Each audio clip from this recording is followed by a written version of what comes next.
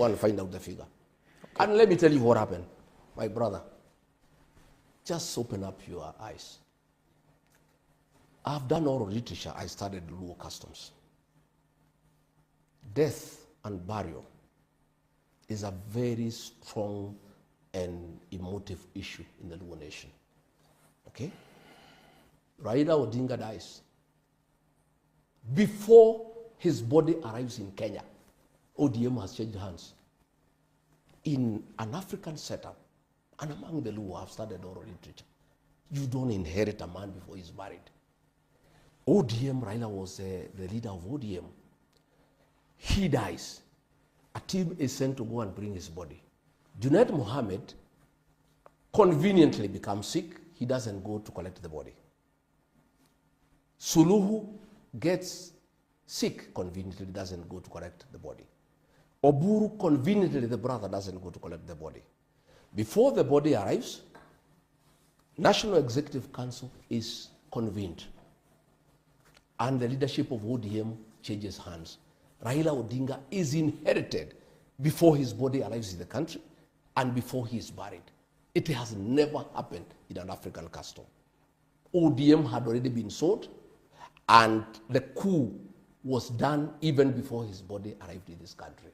Yeah?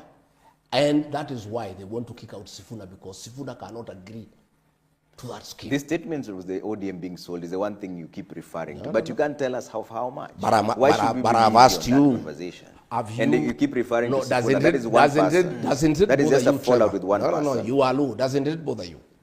That a man is inherited before he is buried. I'm not the one answering the questions. You're the one answering the questions. I'm just saying, I'm just throwing a question. You're the one answering the questions. For your own mind. Eh? Why would you say it's been bought? But why don't you? Why are you not asking me to explain? We're asking you to explain how much was it bought for, and you're not telling us. Lots of money. How much? A lot of money. What was the deposit? Lots of money. Is it because one person leaves, then now a party has been bought? Lots of money. And I've asked you the same question. Have you bought Wiper and DAPK, the ones you're working with? I don't know why you want to bring Wiper and DAPK. Because it's a coalition. You're the one who's told us you've been in politics for long. So we're trying to understand. I don't know why you want to play advocate for William Ruto. Aren't you bothered as a Luo that ODM is getting finished? You should be bothered. That is your vehicle. That is a vehicle that Raila Odinga developed for the community. Is it not giving you an opportunity as DCP maybe to be solid and work with? To do what? To work with the ODM. I am saying, and even accommodate. I am willing to work with like-minded Kenyans, like-minded political parties. But I am saying we are still waiting. We are observing the political space. The destruction of ODM is imminent. Whatever little will be left or whatever will go away, we'll see whom we can work with. The Wanga, Junet, Oburu wing will go with William Ruto. Whatever else remains, because I've seen Akina Sifuna, Akina Babu, Akina Orengo, they are steadfast that they don't want to destroy Raila's legacy. They want multi-party democracy to work. They want a strong political party. The Akina Orengo are very clear that you cannot finish ODM. Is that the wing of ODM you want to work with? There? Is that the wing of ODM? I don't know what will remain. Let's see what happens on Friday. You just said that they are. I'm just saying. That's the Linda Mwananchi team. I am listening. Are you working with them? I am listening to Orengo. I'm listening to Babu. I'm listening to Sifuna. And I agree with him that we need good, strong political parties for Kenya's democracy. I'm in agreement with them. So you're likely to work together? Yeah, why not? Have you had a conversation of working together? Not yet, but why not? Politics, as I told you, is dynamic. We can work together. Okay, yeah. But are you willing to have a conversation with Oburu Oginga? I have no problem. I can work with anybody.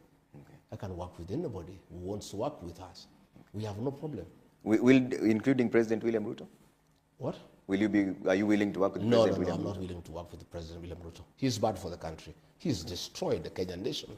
We had very good education system bequeathed to us by Mwai Kibaki. Free primary education. He has destroyed it. We had day secondary school bequeathed to us by Uhuru Kenyatta. He has destroyed it. We had Leader Mama, destroyed. He has sold public assets, Safaricom, Kenya Pipeline, JKIA. But all these are being done by the approval. We have a shell of a country. But are being done by the approval of the National Assembly. No.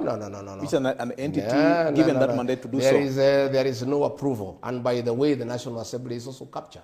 Yeah, it's not a house that now represents the people of Kenya anymore. It's a captured house. Including MPs who are allied to you, you say are captured? Mine are the minority. The majority have the way.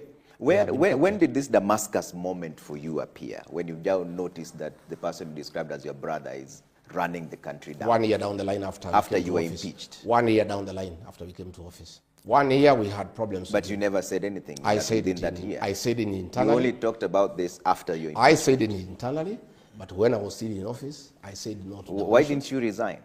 Why should I? I was not elected by William Ruto. I heard him saying that he gave me an opportunity. He didn't give me an opportunity. I was given an opportunity to lead by the people of Kenya. The person he has given an opportunity is Kindiki.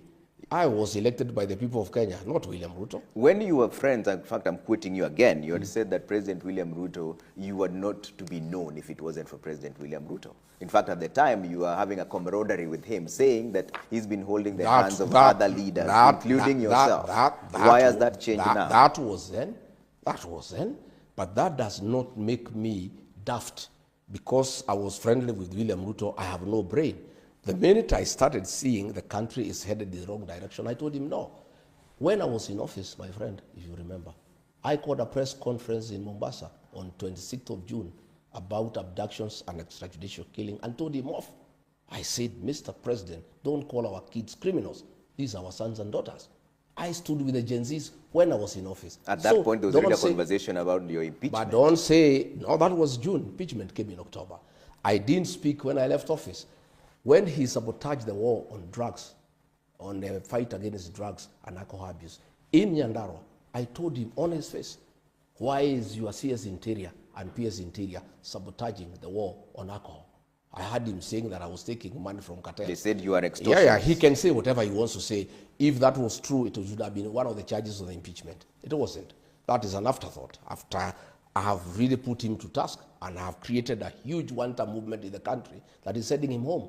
The reality of one term has just sunk to him.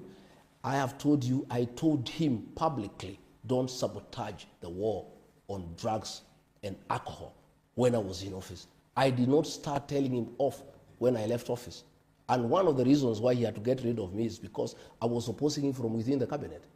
When he brought the finance bill, 2024, I was the only one voice in the cabinet to say, no, this is not acceptable to the people of Kenya, and the people of Kenya will have a problem with it, and we shall have an egg on our face. And it came to pass. I went back to the cabinet, I said, Mr. President, I told you, after the Gen Zs forced him to back down, I said, I told you, you did not want to listen to me. I told you this thing cannot be accepted by the people of Kenya. So this argument that I only spoke after I left office is a fallacy, it's not true. I spoke from inside, and that is what precipitated my removal, because I was bringing oversight and sense, and starting with the people of Kenya from within government. And by the way, that is what the framers of the 2010 Constitution wanted. They wanted a deputy president who is elected and who can check a wrong president from within government. That was the intention of the framers of the 2010 Constitution. They did not expect a robot, an appointed deputy president like the one we have, who cannot say no to the president because he's his appointee. The framers of the 2010 Constitution wanted to bring oversight within the executive so that you have a president and a deputy who are both elected. And since not both of them can go wrong at the same time, if one of them goes wrong, the other one can check him. Hiyo ilikuwa kazi ya bunge. Tuko na makamati mbalimbali za bunge kuangalia jinsi executive inavyotenda kazi yake, mheshimiwa. Are you trying to rewrite what the Constitution says in terms of its spirit and letter? I am saying there is something called the letter and the spirit of the law. The letter is what is written. The spirit is the intention. Why did the framers of the Constitution want two elected people, one president and a deputy elected by the people? So that the deputy president has a voice because he's elected by the people. The current deputy president we have is a robot. He's somebody's appointee. There's nothing he can say. Everything is yes, sir, yes, sir, yes, sir. You had said in one of the political meetings when you were still in good terms with the president that wewe ni mtu wake wa mkono, wewe ni Mr. Yes, sir. I see. Yes, on good things. I was prepared to be yes, sir, on what is true, what is good, what is constitutional, what is within the law. I had no problem. And for the good things that we were doing, I was supporting him 100%. But when he started abductions, extrajudicial killings, I said no.